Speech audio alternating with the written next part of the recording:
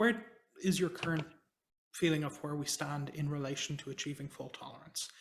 How far are we away from, for example, demonstrating a logical qubit or a full set of full tolerant operations between two logical qubits, by which I mean sustained error correction over a significant period of time and with the kind of exponential suppression of errors that you talked about earlier, John?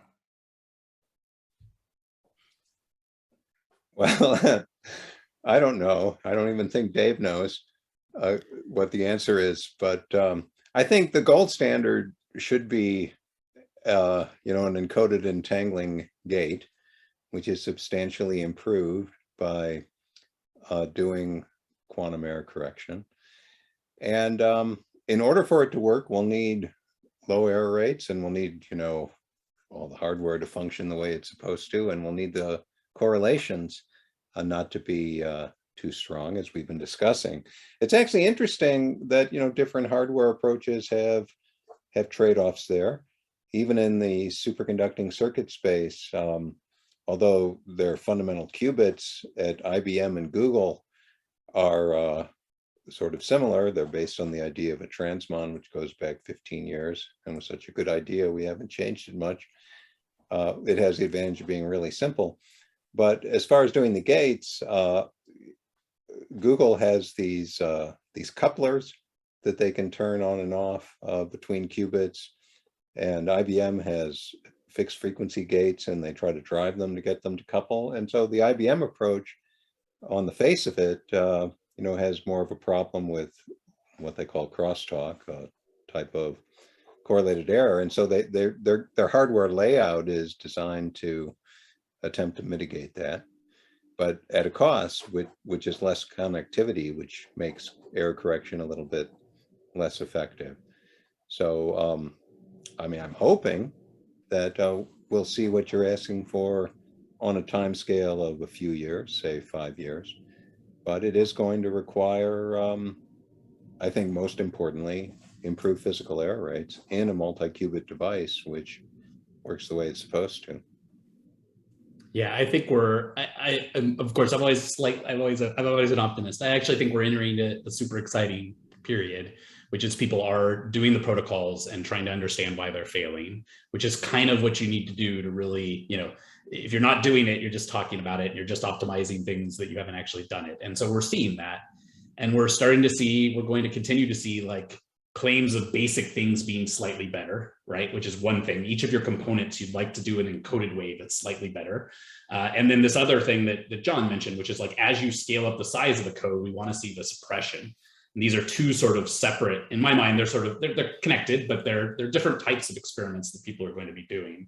So I'm particularly excited because I do think we're right on this era of like trying to do these first experiments. Now, of course, amusingly, what will happen in the near term is if you're above the threshold, error correction does the opposite. It makes it worse, right? And so they're error worsening experiments. So we'll see a lot of amazing error worsening experiments, which is fine. That's actually great progress, right? And we'll see ones that are very close to this, this threshold's a nebulous thing. There's lots of numbers that are going in here, not just one. And we'll see things that sort of are improving in some way, but it'll be very minimal, I think, at first. The real thing I think we really want to see is substantially getting this amplification to work, right? So as you scale it up, really seeing an exponential suppression with a constant that's big enough, right? And that, I think, will be the magic time. And we're sort of, if this brute force works the right way, this will be the thing that I think, will really herald in that we're in sort of the right era for error correction. But it'll be messy until then, which is great and fine. Yeah, you both mentioned, I guess at this point, as a follow-up question, you both mentioned with regards to exceeding the threshold, superconducting qubits, right? As a follow-up, we also have solid-state qubits like silicon qubits and MV centers. Do you think that there's any interesting developments there now where maybe they can also catch up to the threshold, to exceed the threshold?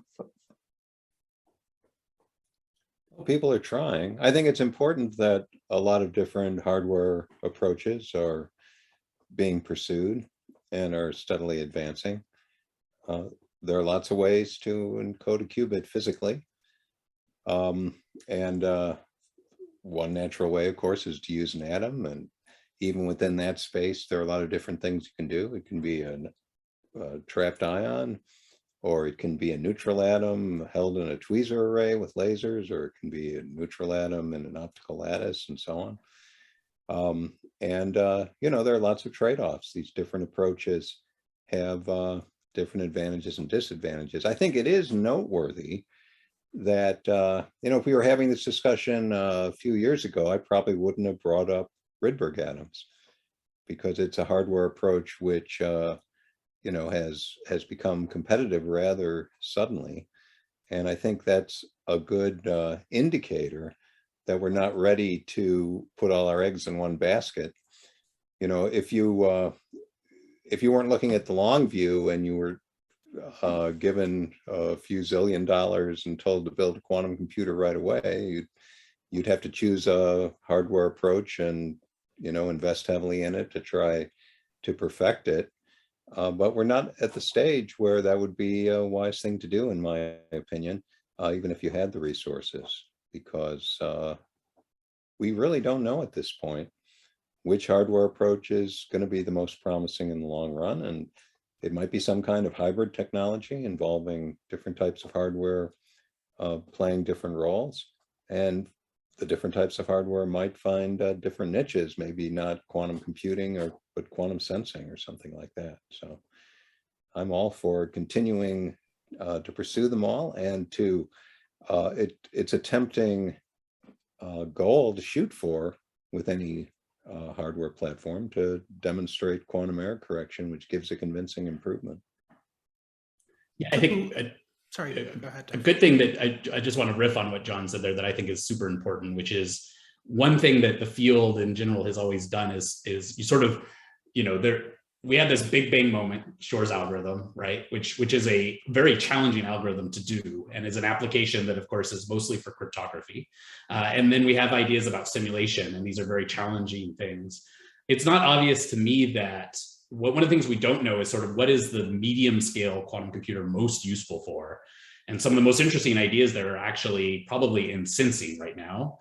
And it's not obvious to me that actually, like, the answer isn't both. When people ask me, like, which of these, you know, they compare to platforms, it may actually be that, like, certain platforms are just better for certain types of applications. That's not surprising when you step back and think about it. But I think in quantum, everybody puts their eggs in their basket that's in front of them that they did in grad school and goes that direction, right? Like, yeah, that's the way to focus, and that's, of course, important.